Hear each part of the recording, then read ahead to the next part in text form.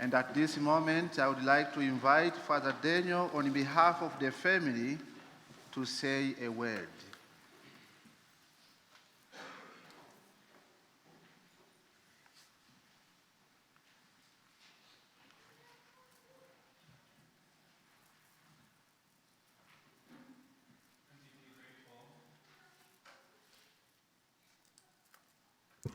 I'm deeply grateful for the gift of your presence here tonight on behalf of my family, my mother's 2 older sisters, my father John, my younger brother Gregory.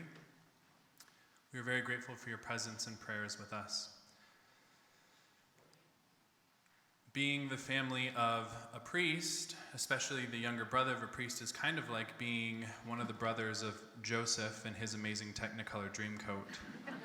One of the siblings always gets all the attention, and the other ones kind of go in the background. So if you just please, not only for your love for me, but extend that love and prayers to my family members as well.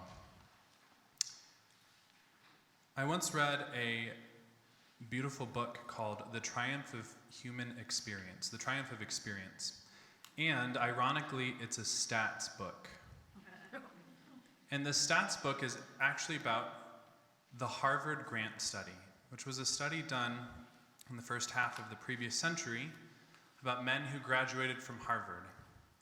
And it looked at different factors in the lives of these men, which ones had success in an earthly sense, which ones had meaningful relationships, had a good support network, had strong marriages, tight family connections, financial success. There were a number of factors. And in studying a few hundred of these men, they isolated one factor that played out as if in the childhood a man experienced this one ingredient, it was the biggest predictor of earthly success. And this earthly ingredient was a tender relationship with one's mother before the age of 7. A tender relationship with one's mother before the age of 7 was stronger than education, was stronger than a number of other factors. I've alluded in some homilies, I haven't been here long enough that most precious blood parishioners have found out yet, I had a tumultuous teenage life. And there was a point when I was 10 years old that my mother had brought me to our family physician in Knoxville, Tennessee.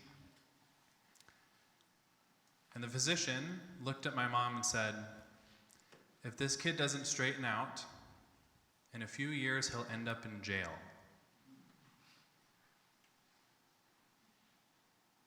At that point I was put into Catholic school by the grace of God, but also with the tender love and support of my father and my mother. And eventually my life straightened out. And I think I owe so much of my life to the tenderness of my mother, to her patience with me, to her love of me, to her forbearance for me. And when she arrives in heaven, to her intercession for me. There's a part in the Gospel of Mark in which it says, "Jesus, your mother and your brothers are looking for you." Jesus responds, "Who are my mother and my brothers? But those who do the will of God." There are so many different faces here tonight of current parishioners, past parishioners, parishioners from 5 parishes ago, friends and family, and those who knew me in diapers. As you and I enter into this journey together, drawing closer to the resurrection of our Lord, though sometimes it come by way of pain and suffering, God is present.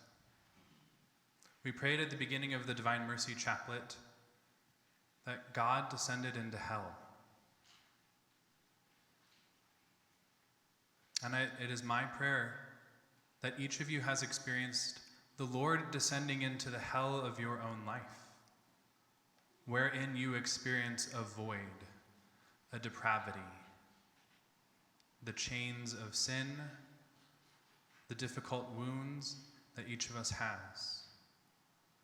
But if the Lord has descended even to that place, then there is nowhere that can escape the love and unfathomable mercy of God.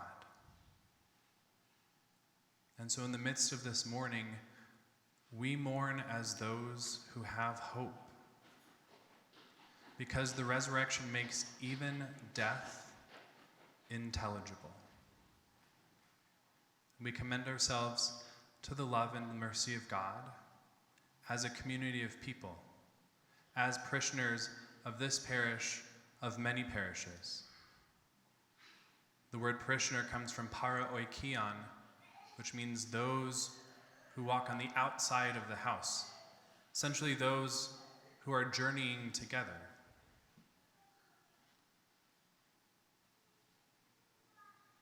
I'm grateful to be on this journey with you, to the healing that only Jesus Christ can give. I ask for your continued prayers for myself, for my family, for this parish, and for the whole world.